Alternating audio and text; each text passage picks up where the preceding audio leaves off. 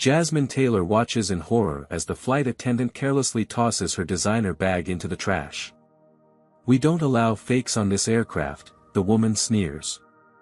Little does she know, this plane wasn't just booked for any passenger, it was chartered specifically for the 16-year-old prodigy.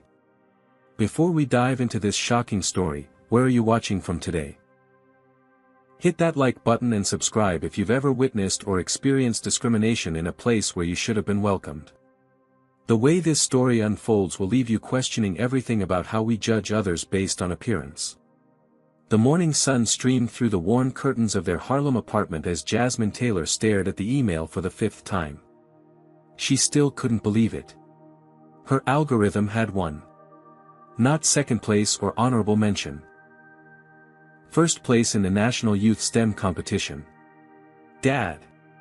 Dad! I won!" she screamed, running into the tiny kitchen where Darnell Taylor was preparing for his early morning shift at Manhattan Memorial Hospital. Darnell turned, his tired eyes lighting up at his daughter's excitement. "What? The big competition?" "Yes." Jasmine thrust her phone toward him. "Look. My clean energy algorithm beat out 2,000 other entries. Microvision wants to fly me to Silicon Valley to present to their board." Darnell Taylor set down his thermos of coffee and took the phone, his hands trembling slightly. As a hospital janitor working double shifts for the past 8 years since Jasmine's mother passed away, he'd sacrificed everything for his daughter's education. "Baby girl, I always knew you were a genius." Tears welled in his eyes as he pulled her into a tight hug, his hospital uniform smelling of industrial detergent. "Your mama would be so proud." 3 days later, another email arrived. This one from Dr. Alicia Washington, one of the few black female executives at Microvision Tech and the head of their renewable energy division. "They're chartering a private plane just for me?" Jasmine gasped, reading the message aloud to her father. "Dr. Washington wants to make sure you arrive in style," Darnell smiled, though his brow furrowed with concern. "That's a whole different world, Jasmine." "I know, Dad." Jasmine bit her lip. She'd grown up in a neighborhood where most families struggled to make ends meet. Her school had outdated textbooks and overcrowded classrooms. Despite her perfect grades, teachers had often overlooked her for advanced opportunities, until Mr. Jenkins, her computer science teacher, recognized her exceptional talent and encouraged her to enter the competition. The night before her departure, their small apartment filled with neighbors bringing dishes and well wishes. Mrs. Rodriguez from apartment 3B brought empanadas. The Thompson twins from across the hall had pooled their allowance to buy Jasmine a new professional blouse. Even Mr. Gaines, the grumpy super, showed up with a card signed by everyone in the building. "We took up a collection," said Mrs. Wilson, pressing an envelope into Jasmine's hand. Inside was $830. "I can't accept this," Jasmine protested. "Yes, you can," Mrs. Wilson insisted. "You need to look the part when you're showing those Silicon Valley types what Harlem brilliance looks like." The next morning, a package arrived by courier. Inside was a genuine Louis Vuitton laptop bag with a note from Dr. Washington: "Carry your brilliant mind in something worthy of it. See you in California. Dr. A." Jasmine ran her fingers over the supple leather, never having owned anything so expensive in her life. She carefully placed her laptop inside, along with the flash drive containing her presentation and the only complete version of her algorithm. "This is it, Dad," she whispered as they embraced at the door. "If they fund my project, we could move you out of that basement apartment, get you better doctors for your back." "Don't you worry about me," Darnell said firmly. "You just go show them what Jasmine Taylor is made of." As she climbed into the taxi, Jasmine thought about the 4 years of work that had gone into her algorithm. The nights spent coding while her father worked overnight shifts. The teachers who told her to be realistic about her goals. The college counselor who suggested community college instead of MIT. Every setback and every doubt had led to this moment. Dr. Washington had arranged everything perfectly, even hiring a driver to take Jasmine to the private terminal at JFK.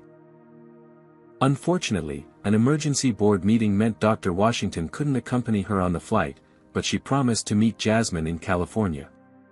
"You've got this," she told Jasmine during their last phone call. "Just remember, you belong in that room just as much as anyone else."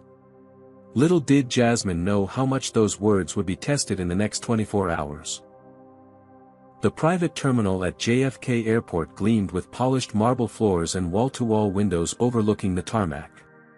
Jasmine clutched her new bag nervously as she approached the check-in desk, acutely aware that her discount store clothes didn't match the designer outfits worn by the other travelers. "Excuse me, I think you're in the wrong place," said the receptionist without looking up. "Commercial flights are in the main terminal."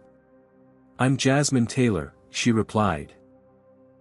"I'm supposed to board a chartered flight to San Francisco." The receptionist's eyebrows shot up as she checked her computer. "Oh.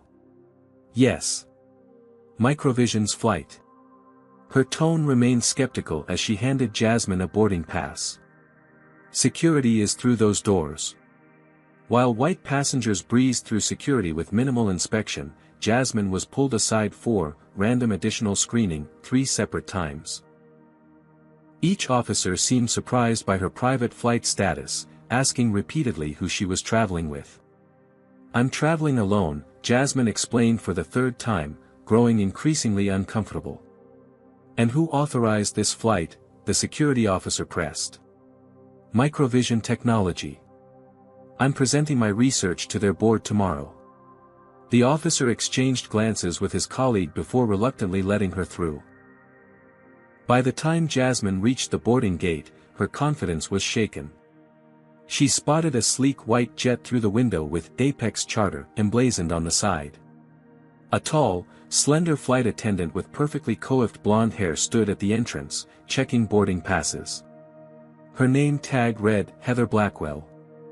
"Boarding pass," Heather said curtly when Jasmine approached, not making eye contact. Jasmine handed over her pass. Heather scrutinized it, then looked Jasmine up and down with narrowed eyes. "This is a private charter. Are you sure you're on the right flight?" "Yes, I'm Jasmine Taylor.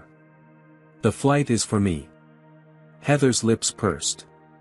"Wait here." She stepped away to confer with another crew member, speaking in hushed tones while glancing back at Jasmine. From the cockpit doorway, Captain Jackson Montgomery observed the interaction with growing concern. A 20-year veteran pilot, he'd seen this type of situation before. "Is there a problem, Heather?" he called out. "Just confirming this passenger's credentials," Heather replied with a tight smile. "Can't be too careful with security these days."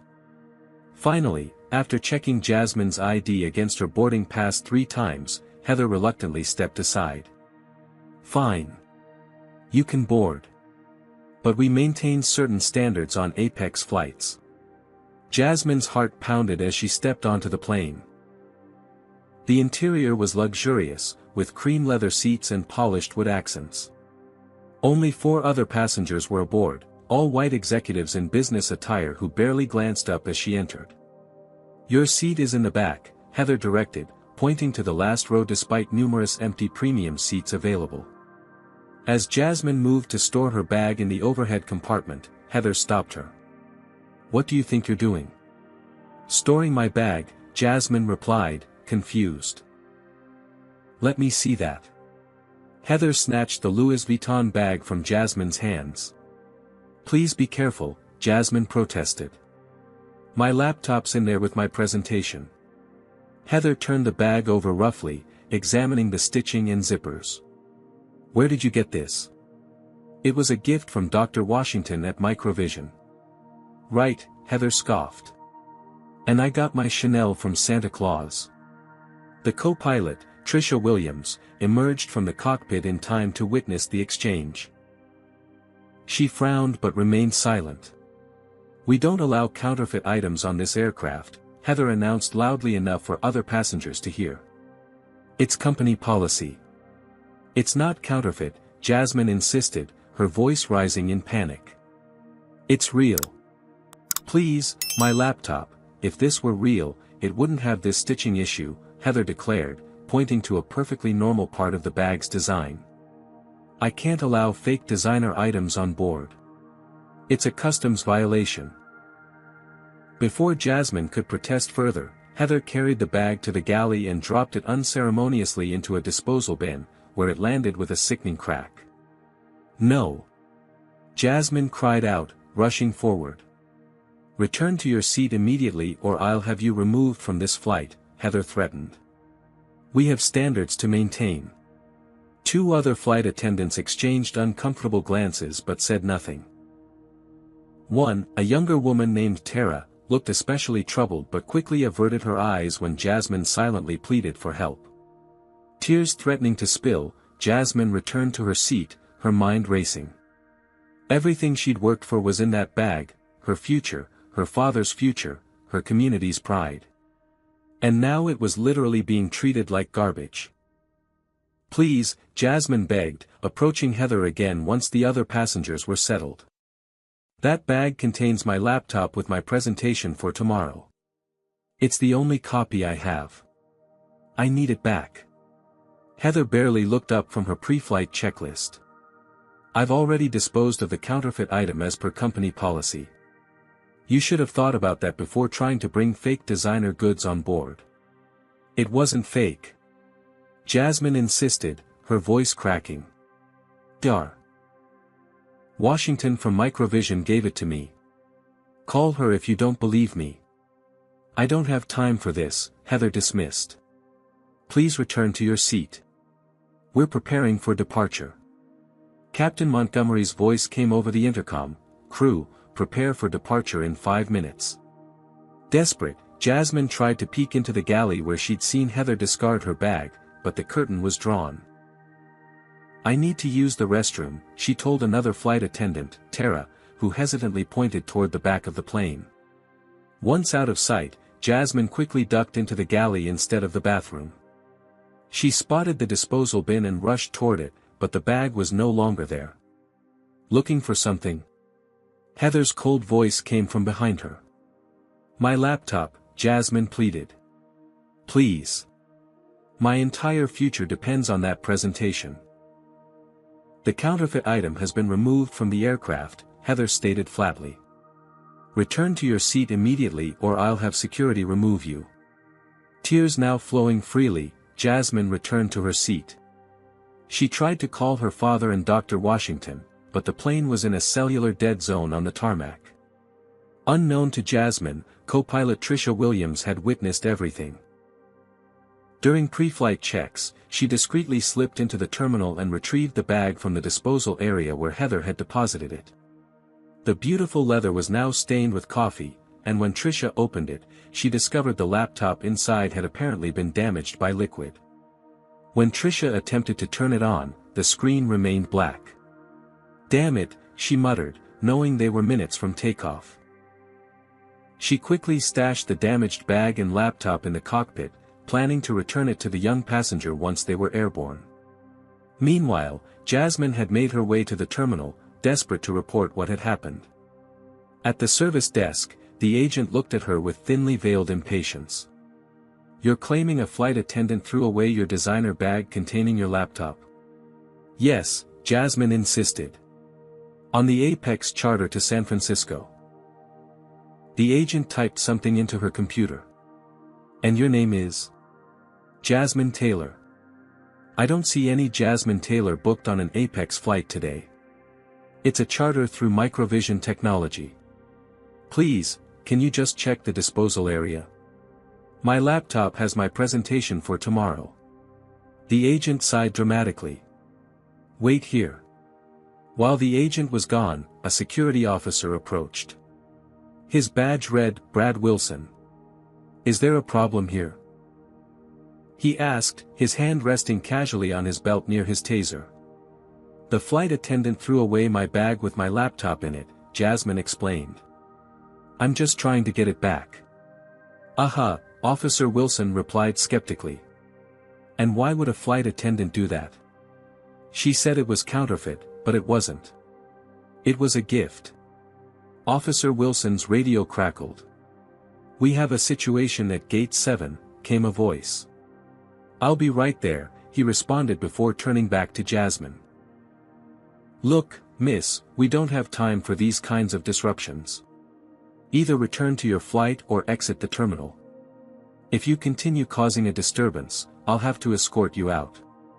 The service agent returned empty-handed. "Nothing matching that description in our disposal areas." Jasmine felt the walls closing in. Should she leave? Try to book a commercial flight?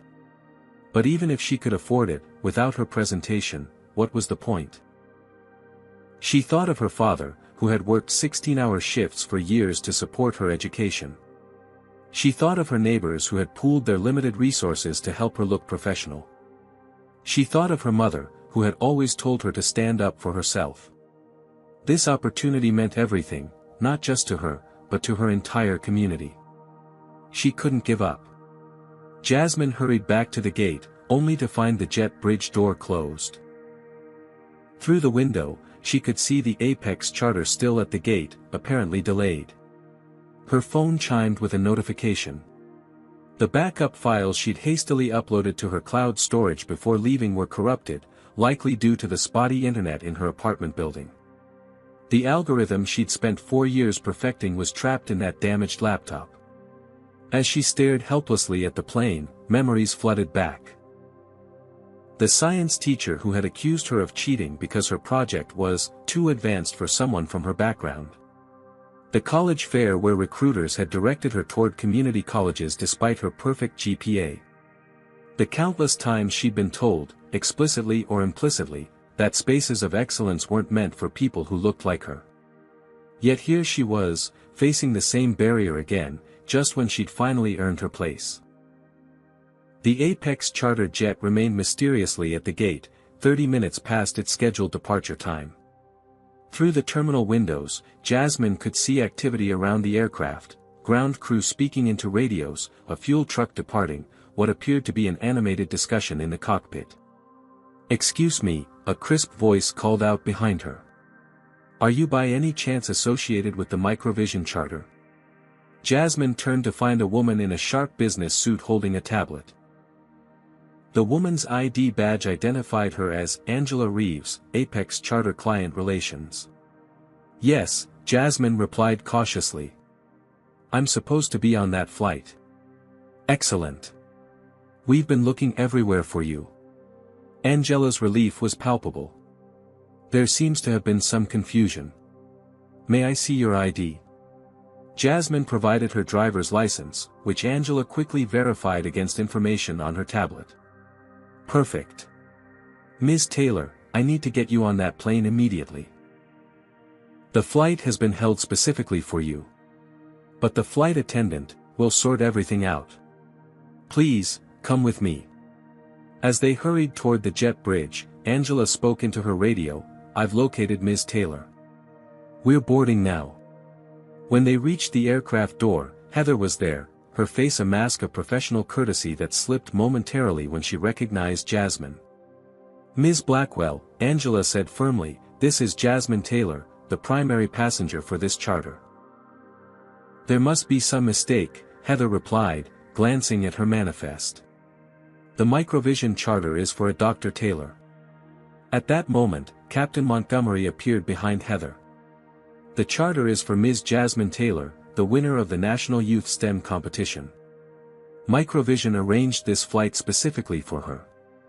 The color drained from Heather's face. "But I thought..." She looked from the captain to Jasmine, realization dawning in her eyes. Angela turned to Jasmine. "Ms. Taylor, on behalf of Apex Charter, I want to personally welcome you aboard. Captain Montgomery will ensure you have everything you need for a comfortable journey." Heather's demeanor transformed instantly. "Ms. Taylor, welcome aboard," she said with a forced smile that didn't reach her eyes. "If you'll follow me, we have a special seat prepared for you." As Jasmine reboarded the aircraft, the atmosphere had completely changed. The other passengers, previously indifferent, now watched with interest. "Ladies and gentlemen, came Captain Montgomery's voice over the intercom. "We apologize for the delay. We're pleased to welcome our special guest, Ms. Jasmine Taylor, the brilliant young scientist whose groundbreaking clean energy algorithm has earned her a presentation to the Microvision board tomorrow." One of the business travelers looked up from his laptop. "Wait, you're Jasmine Taylor? I read about your algorithm in Tech Quarterly. Your approach to quantum computing in energy distribution is revolutionary." Another passenger chimed in, "My daughter has your poster on her wall. You were featured in Young Minds Changing the World, right?" Jasmine nodded, still processing the rapid change in her circumstances. All the while, Heather hovered nearby, her smile fixed and hollow. "Your regular seat appears to have been reassigned," Heather said carefully. "We've prepared the premier cabin seat for you instead." "Thank you," Jasmine replied evenly, "but first, I need my bag that you threw away. It contains my laptop with my presentation." "There seems to have been a misunderstanding," Heather said loudly enough for others to hear. "No bags were discarded. You said it was counterfeit and put it in the trash," Jasmine insisted, her voice steady despite her racing heart. "I'm afraid you must be confused," Heather countered smoothly. "Perhaps in the excitement of the day. Have you ever been in a situation where someone tried to gaslight you after treating you unfairly? Comment number 1 if you've experienced discrimination followed by denial. Hit that like button if you believe people should be held accountable for their actions, and subscribe to see more stories of resilience in the face of prejudice. What do you think happens next? Does Jasmine find her laptop? Will Heather face consequences for her actions? Let's continue this incredible journey. Co-pilot Tricia Williams emerged from the cockpit, the damaged Louis Vuitton bag in hand. "I believe this belongs to you, Ms. Taylor," she said, shooting a pointed look at Heather. "I found it in the disposal bin." The bag was stained with coffee, the once pristine leather now discolored. Jasmine quickly opened it to check her laptop, which showed no signs of life when she tried to power it on. "It's not working," she said, panic rising in her voice. "I've arranged for an IT specialist to meet us in San Francisco," Captain Montgomery assured her. "We'll do everything we can to recover your data." Heather's face had turned an unnatural shade of red. "I was simply following protocol for suspected counterfeit items. There is no such protocol," Captain Montgomery cut in sharply. "Ms. Taylor, please take your seat. We'll be taking off shortly. Ms. Blackwell, I need to speak with you in private." As Jasmine settled into the plush leather seat at the front of the cabin, she overheard snippets of the heated conversation in the galley. Completely unacceptable behavior. Wasn't aware she was the VIP. Serious consequences. The revelation about the chartered plane made perfect sense now. Dr. Washington had arranged this entire flight just for her. Not as an afterthought or a courtesy, but as a statement, Jasmine Taylor deserved to be treated with dignity and respect. She belonged in these elite spaces just as much as anyone else. As the plane finally took off, Jasmine remembered all the times Dr. Washington had mentioned her own struggles as one of the few black women in tech leadership. "They'll try to make you feel like you don't belong," she had told Jasmine. "Your job is to prove them wrong, not by arguing, but by excelling." But would she even get that chance now, with her presentation lost in a damaged laptop? At 30,000 feet above the American heartland, Jasmine sat with her dead laptop open on the tray table before her. Despite the revelation that she was the VIP for whom the entire flight had been chartered, Heather continued to create small discomforts throughout the journey. Coffee appeared for all passengers except Jasmine. When she requested a drink, Heather responded that they were temporarily out, only to serve the same beverage to another passenger minutes later. The Wi-Fi access code was accidentally omitted from her welcome package. Small, plausibly deniable acts that sent a clear message: you still don't belong here. Using her phone, Jasmine attempted to recreate portions of her presentation from memory. For years of research and coding couldn't be easily reconstructed in a 3-hour flight, but she was determined to try. "Excuse me," said a voice from across the aisle. A middle-aged man in a tailored suit introduced himself as Dr. Brian Parker, a technology investor. I couldn't help noticing you're having computer troubles. Is there anything I can do to help? Unless you can recover data from a water-damaged laptop, probably not, Jasmine replied with a weak smile. Actually, I might know a few tricks. He examined her laptop, attempting various recovery techniques before shaking his head. The liquid damage is extensive. But the hard drive might still be intact. With the right equipment in San Francisco, there's a good chance your data can be recovered. Thank you for trying, Jasmine said. Throughout this exchange, other passengers had been watching the interaction between Jasmine and Heather. Several had begun recording discreetly on their phones. When Heather accidentally spilled water near Jasmine's seat without offering to clean it up, Dr. Parker's phone could be seen capturing the incident. When Jasmine requested a blanket in the chilly cabin and was told none were available, another passenger recorded Heather distributing blankets to others just minutes later. At the 1-hour mark into the flight, Captain Montgomery announced that Wi-Fi was now operational. Jasmine immediately connected and called Dr. Washington via video chat. Jasmine. How's the flight? Dr. Washington's warm smile faltered as she saw Jasmine's expression. What's wrong? In a hushed voice, Jasmine explained everything that had happened, from being stopped repeatedly at security to Heather discarding her bag and the subsequent revelation about the charter. Dr. Washington's expression transformed from concern to cold fury. Let me get this straight. The flight attendant profiled you, accused you of carrying counterfeit goods, threw away the bag I gave you containing your presentation, and then tried to deny it happened? Yes, Jasmine confirmed, her voice breaking slightly. And my laptop won't turn on. All my work, my algorithm. I'm calling the airline CEO right now, Dr. Washington said decisively. This is blatant discrimination, and it's going to be addressed at the highest level. As for your presentation, don't worry. We'll figure something out. As Jasmine ended the call, she noticed several passengers watching her with expressions of sympathy and outrage on her behalf. The cabin had grown silent, with everyone pretending not to listen while clearly absorbing every word. Jasmine closed her eyes, remembering her father's words the night before she left, there will always be people who try to put you in what they think is your place. Your job isn't to fight them, it's to show them that your place is wherever you decide it should be. At that moment, co-pilot Williams emerged from the cockpit and knelt beside Jasmine's seat.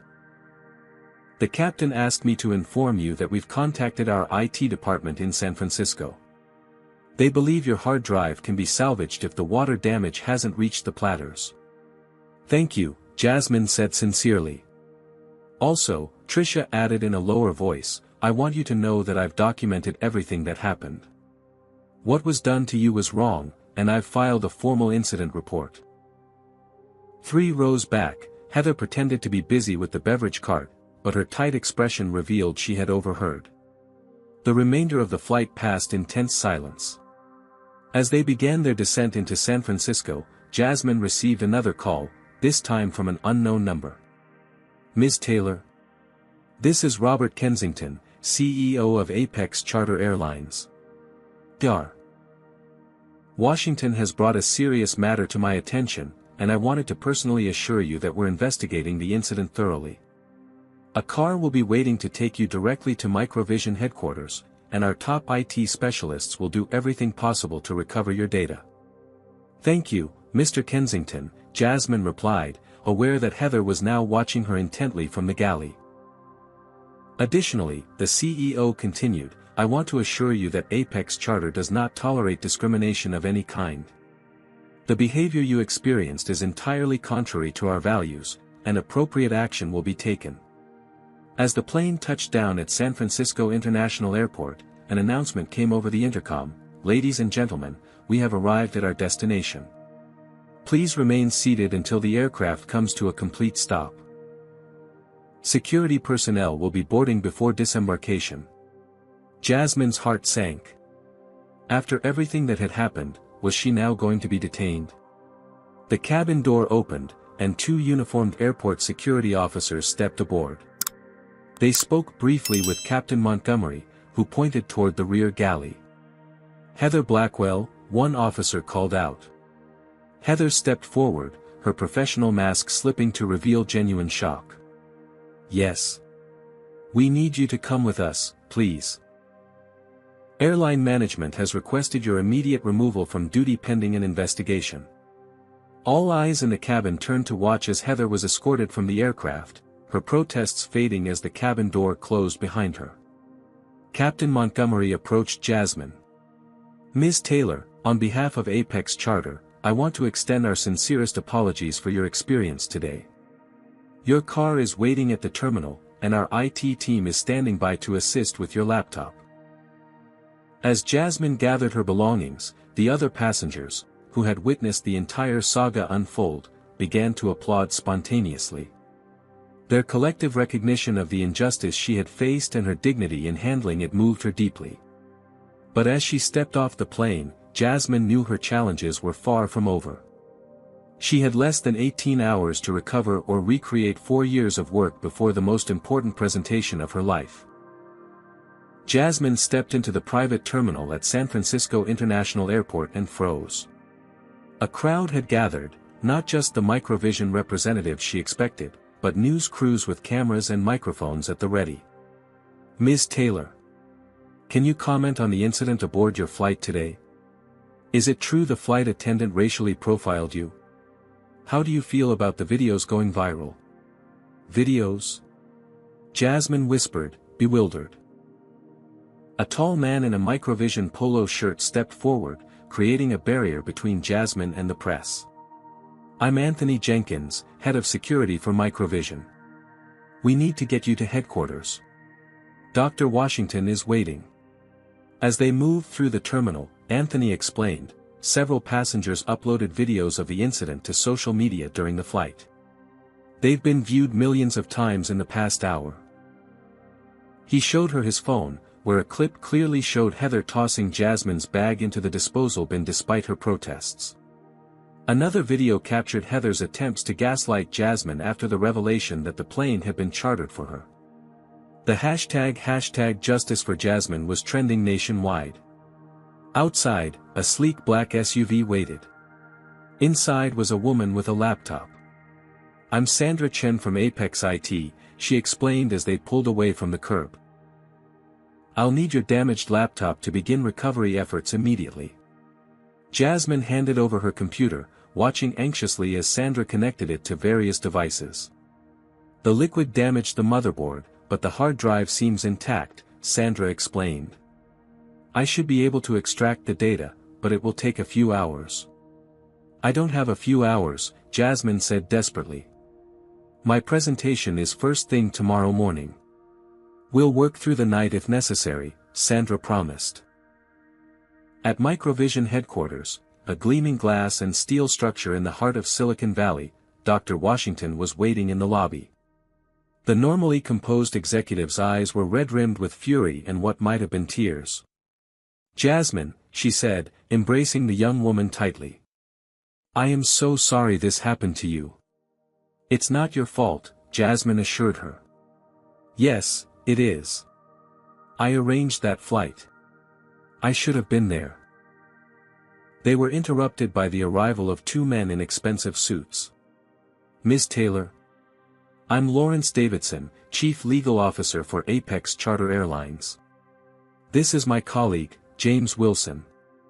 We'd like to speak with you privately." Dr. Washington stepped forward protectively. "Anything you have to say to Ms. Taylor can be said in my presence." In a glass-walled conference room, Davidson placed a document on the table. "Ms. Taylor, Apex Charter would like to offer you compensation for today's unfortunate incident. This agreement includes a substantial settlement as well as lifetime premier status on all our flights." Jasmine glanced at the figure on the page, enough money to pay for her entire college education and then some. "There's just one small matter," Davidson continued smoothly. "We'd need you to sign this non-disclosure agreement, stating that you won't discuss the incident publicly." Dar. Washington's expression hardened. You want her to take your hush money and pretend nothing happened. We prefer to think of it as an acknowledgement that mistakes were made, along with a commitment to move forward constructively, Wilson replied. Before Jasmine could respond, her phone chimed with a news alert. The headline read, "Breaking, Flight Attendant Claims Misunderstanding in Viral Discrimination Incident." The article quoted Heather Blackwell. "I was simply following security protocols. This is being blown out of proportion by social media. I didn't realize who she was, and now I'm being cancelled for doing my job." Dr. Washington's laugh was without humor. "She still doesn't get it. It shouldn't matter who you were. You're a human being deserving of basic respect." The Microvision PR director entered the room. "Dr. Washington, Ms. Taylor, I'm sorry to interrupt, but this story is exploding. We've received dozens of media requests for statements. CNN, MSNBC, and Fox News all want interviews." Meanwhile, Sandra was working feverishly on Jasmine's laptop. "I've managed to access the hard drive," she reported, "but some sectors are corrupted. I can recover about 70% of your files, but portions of the algorithm appear to be damaged." Jasmine felt the room spinning. Everything she'd worked for was slipping away. At that moment, her phone rang. It was her father. "Baby girl, are you okay? It's all over the news here." Hearing his voice centered her. "I'm trying to be, Dad." "Listen to me," Darnell said firmly. "Your mother always said that pressure makes diamonds. Whatever happens with this presentation, I am proud of you. Your community is proud of you." As Jasmine ended the call, Dr. Washington placed a hand on her shoulder. "We have a choice to make. Do we take their money and stay silent, or do we use this moment to speak truth to power?" Jasmine looked at the settlement offer, then at the news alert about Heather's statement, then finally at the partially recovered files from her algorithm. "I need to focus on my presentation first," she said decisively. "But I won't sign anything that prevents me from telling the truth about what happened." Davidson and Wilson exchanged glances. "We'll give you some time to consider the offer," Davidson said, rising from his seat. As they left, Dr. Washington smiled for the first time since Jasmine's arrival. "That's the right decision. Now, let's figure out how to salvage your presentation." Throughout the evening, the story continued to gain traction. Hashtags multiplied, hashtag flying while black, hashtag Apex airline discrimination, hashtag Jasmine deserves better. More passengers came forward with their recordings. The airline's stock price began to drop as calls for boycott spread across social media. In the midst of this storm, Jasmine worked with Microvision's technical team to reconstruct the missing portions of her algorithm. Hour after hour, she recreated complex equations from memory, fueled by determination and cup after cup of coffee. "It's not exactly the same as the original," she admitted as midnight approached. "But in some ways, this version might actually be more efficient." Dr. Washington, who had stayed by her side throughout, squeezed her shoulder. "Sometimes our greatest innovations come from our biggest challenges." Just then, Sandra burst into the room, her face alight with excitement. "I found an automatic backup file. Your laptop created a hidden recovery point right before the liquid damage occurred. I think I can restore almost everything." For the first time that day, Jasmine allowed herself to hope that things might turn out all right after all. Dawn broke over Silicon Valley as Jasmine stared at her reflection in the hotel bathroom mirror. Dark circles shadowed her eyes after a night of minimal sleep, yet determination shone through the exhaustion. In 4 hours, she would stand before Microvision's entire board of directors and a room full of investors to present her algorithm. "You can do this," she whispered to herself, echoing her father's words from their early morning phone call. A knock at the door revealed Dr. Washington, already impeccably dressed in a power suit despite the early hour. "How are you feeling?" "Terrified," Jasmine admitted. "But ready." "Good. Sandra worked through the night and recovered about 90% of your original files. The technical team has integrated them with your reconstructed sections. They're running final tests now. They headed to Microvision headquarters, where the IT department had set up a temporary workstation for Jasmine. Sandra greeted them with a thumbs up. The algorithm is running beautifully. We've got everything except a small section of the quantum distribution calculations, but your recreated version actually processes faster than the original. Jasmine immediately dove into reviewing the code, making small adjustments and preparing her presentation slides. The Microvision team worked alongside her, offering support without taking over. Ms. Taylor? A familiar voice interrupted her concentration. She looked up to see Robert Kensington, the CEO of Apex Charter Airlines, standing awkwardly at the edge of her workspace. Mr. Kensington, she acknowledged, surprised by his physical presence. I wanted to personally extend my deepest apologies for your experience yesterday, he said, his discomfort evident. There is no excuse for how you were treated. Dr. Washington stepped forward protectively. With all due respect, Mr. Kensington, Ms. Taylor is preparing for a critical presentation. This isn't the time. Of course, he nodded. I just wanted to inform you that Ms. Blackwell has been terminated from Apex Charter, effective immediately. We're also implementing mandatory anti-bias training for all employees and reviewing our policies regarding suspected counterfeit items.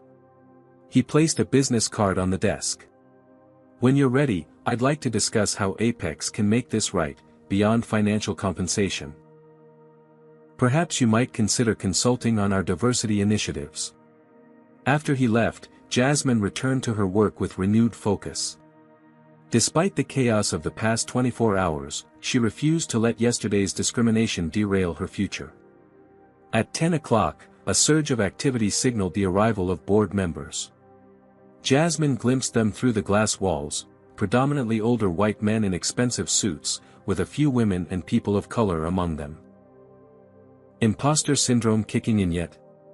Dr. Washington asked with a knowing smile. How did you know?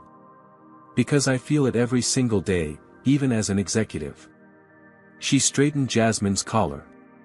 Remember, they invited you here because of your brilliant mind. You earned this spot. Jasmine nodded, thinking of her tiny bedroom in Harlem where she developed the initial algorithm on a second-hand laptop, working late into the night while her father worked double shifts. She thought of her mother, who had taught science to neighborhood kids on their kitchen table before cancer took her too soon. She thought of Mr. Jenkins, who had loaned her advanced textbooks from his personal collection when the school library couldn't provide them. She belonged in this room not despite where she came from, but because of it. Her perspective, shaped by necessity and resourcefulness, had helped her see solutions others had missed. As she was about to enter the boardroom, her phone buzzed with a notification. News outlets were reporting that former Apex flight attendant Heather Blackwell had given an interview claiming she was being scapegoated, and that the incident was being blown out of proportion because of today's political climate. Jasmine took a deep breath, pushing aside the anger that threatened to distract her. Just then, a commotion at the reception area caught her attention. A familiar figure in a hospital janitor's uniform was arguing with security. Dad? Jasmine gasped, rushing forward. Darnell Taylor turned, his face lighting up at the sight of his daughter. There's my girl. How are you here? You were in New York last night. Dr. Washington arranged an emergency flight. He embraced her tightly. I couldn't let you do this alone. Dr. Washington smiled. Everyone needs their support system on the big days. With her father and mentor by her side, Jasmine entered the boardroom. 30 faces turned to look at her, some curious, some skeptical, all evaluating. Ms. Taylor, began CEO Philip Armstrong, under normal circumstances, we would jump right into your technical presentation. However, given the events that have transpired and the attention they've received, perhaps we should address the elephant in the room. Jasmine's heart sank. Would her algorithm be overshadowed by yesterday's incident? Actually, Sir, she replied firmly, I prefer to focus on the reason I'm here, my clean energy solution. Yesterday was unfortunate, but today is about the future. A murmur of approval rippled through the room. Armstrong nodded with newfound respect. Very well. The floor is yours. As Jasmine connected her newly recovered presentation to the display system, a wave of anxiety washed over her. What if the algorithm failed? What if the recovered files were corrupted? What if she caught her father's eye? He gave her the smallest nod, full of absolute confidence. Jasmine took a deep breath and began to speak. Imagine a world where energy distribution is not just efficient, but adaptive and intelligent. For the next 45 minutes, she commanded the room, explaining complex quantum computing principles with clarity and passion.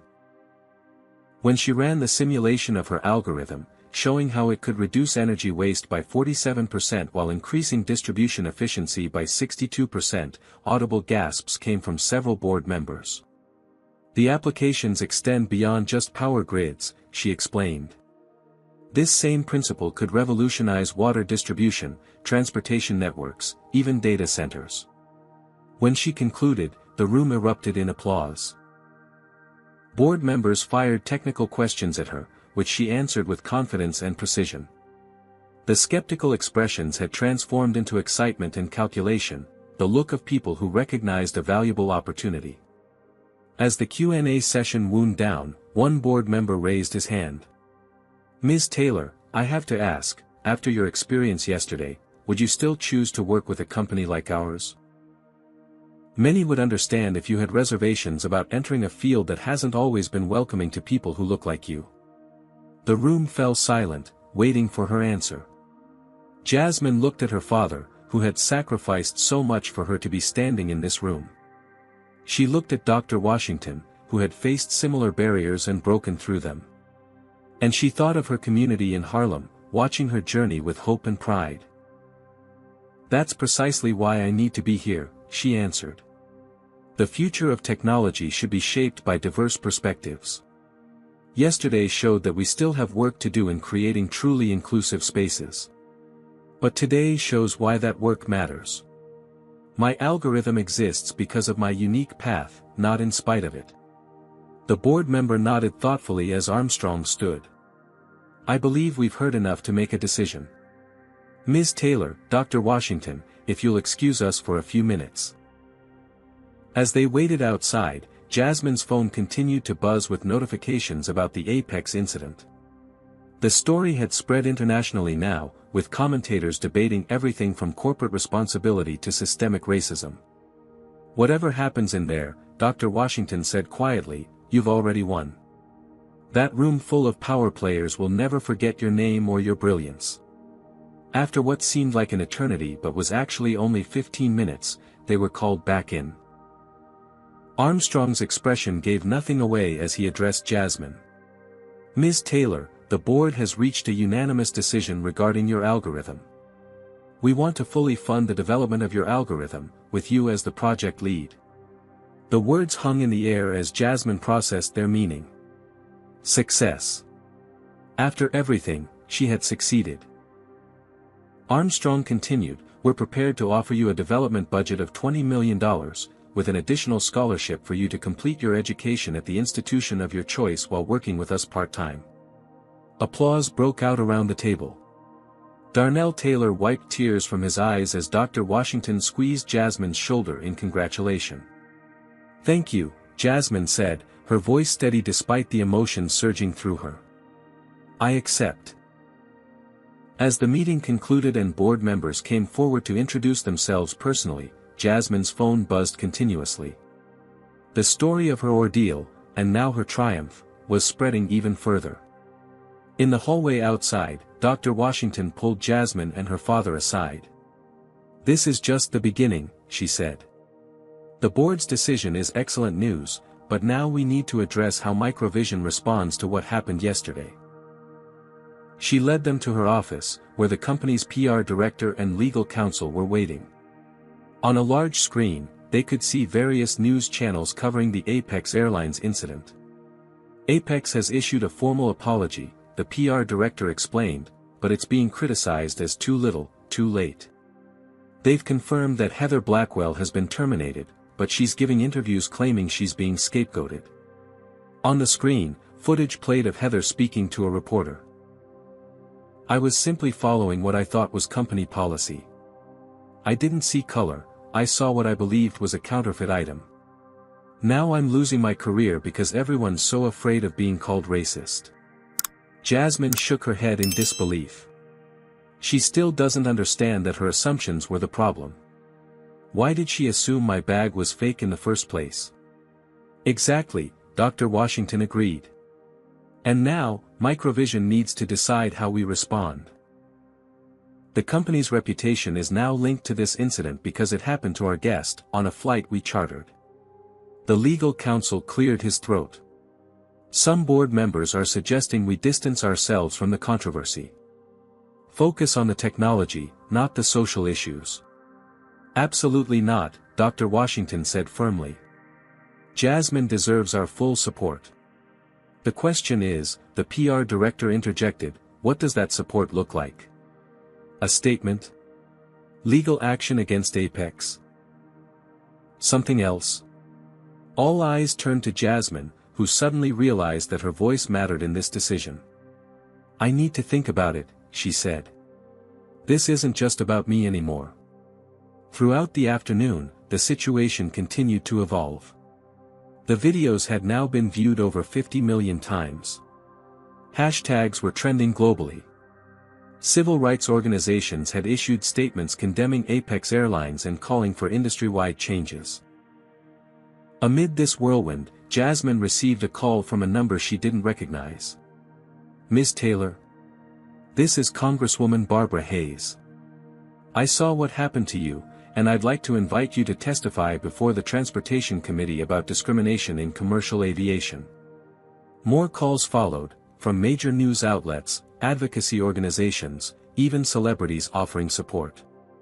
The incident was rapidly transforming from a personal humiliation into a national conversation about racial bias. By evening, Microvision's board had reconvened for an emergency session to determine the company's official response. Jasmine was invited to attend. "We have 3 options," Armstrong explained. 1. Issue a statement of support for Ms. Taylor but otherwise remain neutral. 2. Join Ms. Taylor if she pursues legal action against Apex. 3. Take a leadership position by announcing new diversity initiatives inspired by this incident. The debate was heated. Some board members argued that getting involved in social issues could alienate customers and investors. Others countered that staying silent would be perceived as complicity. "If I may," Jasmine said, speaking up for the first time. All heads turned toward her. This incident has revealed problems larger than one flight attendant or one airline. It's about who feels welcome in spaces of innovation and excellence. As a technology company shaping the future, Microvision has an opportunity to lead by example. Her words shifted the atmosphere in the room. Even the most reluctant board members seemed to recognize the wisdom in her perspective. Meanwhile, outside the company walls, public opinion was turning sharply against Apex Airlines. Their stock had dropped 11%. Customers were canceling reservations and posting videos of themselves cutting up their Apex frequent flyer cards. Later that evening, Apex CEO Robert Kensington appeared in a televised interview, looking haggard and defensive. "We acknowledge that mistakes were made," he said carefully. "Ms. Blackwell's actions were not in line with our company values, which is why she is no longer employed by Apex Charter." "But isn't this about more than one employee?" the interviewer pressed. "The videos clearly show multiple staff members witnessing the discrimination without intervening." Kensington shifted uncomfortably. "We're implementing comprehensive bias training for all employees." After the fact, the interviewer noted. "Shouldn't these systems have been in place already?" As Jasmine watched from Dr. Washington's office, her phone rang again. It was Lawrence Davidson, Apex's chief legal officer. "Ms. Taylor, I'm calling with a revised offer." We're prepared to double the settlement amount and establish a scholarship fund in your name for underrepresented students in STEM fields. With an NDA? Jasmine asked. We would need some assurance that the matter is considered resolved, Davidson replied carefully. Then my answer is still no, Jasmine said. This isn't about money. It's about accountability and change. After ending the call, Jasmine turned to Dr. Washington. They're still trying to make this go away quietly. Because they know how damaging this is, Dr. Washington replied. But you're right to hold firm. Some things are more important than money. By the next morning, Microvision had reached a decision. At a press conference attended by major media outlets, CEO Philip Armstrong stood beside Jasmine and Dr. Washington to make an announcement. Yesterday, an incident occurred that highlighted the barriers that still exist for people of color in spaces where they have every right to be. Today, Microvision is announcing 3 initiatives in response. He outlined a new scholarship program for underrepresented students in STEM, a partnership with historically black colleges and universities to create internship pipelines, and a commitment to increase diversity within Microvision's own workforce and leadership. We are also proud to announce that Ms. Jasmine Taylor's groundbreaking algorithm will be developed with full funding from Microvision, with Ms. Taylor herself leading the project while completing her education. The press conference was broadcast nationally, with Jasmine's poised and articulate responses to questions drawing particular attention. She neither downplayed the discrimination she had faced nor allowed it to overshadow her intellectual achievement. My algorithm exists because of diversity of thought, she told reporters. Different perspectives lead to different solutions. That's why inclusion isn't just morally right. It's also good business. As the media coverage continued, public pressure on Apex Airlines intensified. More employees came forward with stories of witnessing or experiencing discrimination. The company's initial response was increasingly viewed as inadequate. 2 days after the incident, Apex CEO Robert Kensington requested a meeting with Jasmine.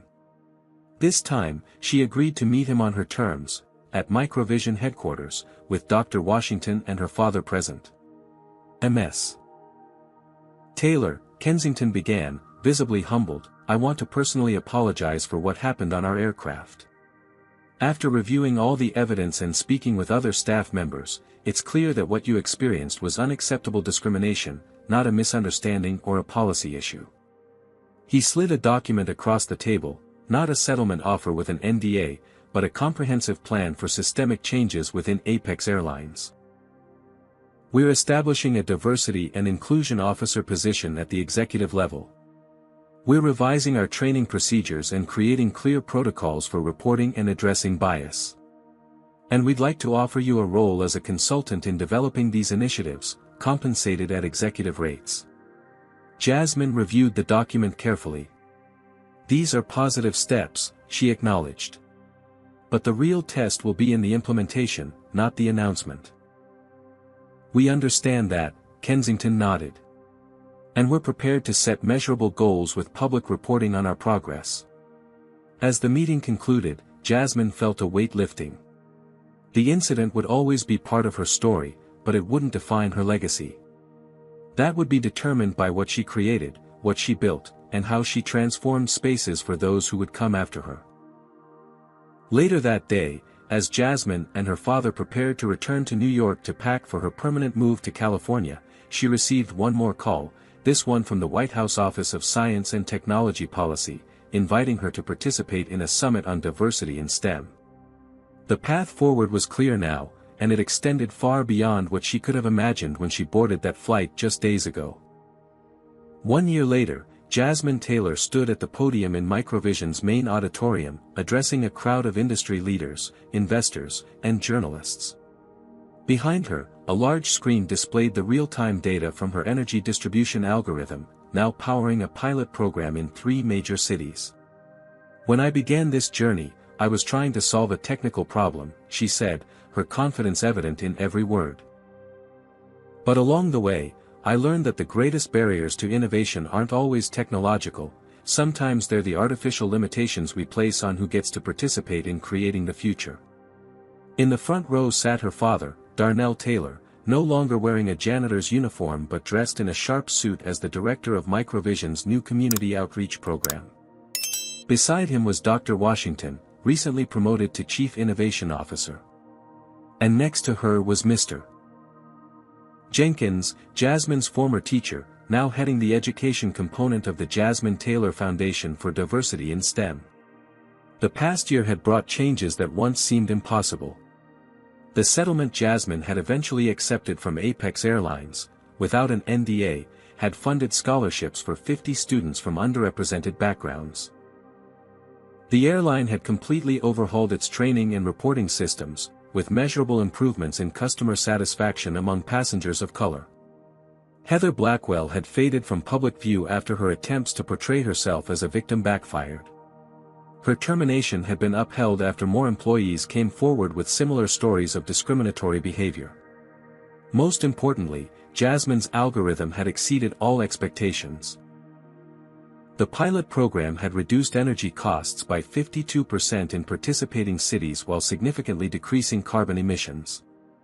Microvision's stock had doubled, and Jasmine, still completing her education at MIT through a special remote program, had become the youngest patent holder in the company's history. Today, I'm announcing the next phase of our project, Jasmine continued. We're expanding to 20 more cities across America, including my hometown of Harlem, where I first dreamed of creating technology that could change lives. Applause filled the auditorium as Jasmine detailed the technical specifications of the expansion. When the presentation concluded, Armstrong stepped forward. Ms. Taylor's vision has transformed not just our company's approach to energy distribution, but our entire corporate culture, he acknowledged. The diversity initiatives inspired by her experience have made Microvision stronger, more innovative, and more profitable. This wasn't empty corporate speak, the numbers backed it up. Microvision's more diverse hiring practices had led to measurable increases in patent applications, successful product launches, and market share. After the presentation, as attendees mingled at the reception, Jasmine found a quiet moment with her father. "Mom would be so proud," Darnell said, his eyes glistening. "I feel her with me every day," Jasmine replied, touching the small locket around her neck that contained her mother's picture. Dr. Washington joined them, champagne flute in hand. The Secretary of Energy called. "They want to implement your algorithm nationwide. This is just the beginning, Jasmine." As the evening wound down, Jasmine slipped away to the parking garage, where her driver was waiting to take her to the airport.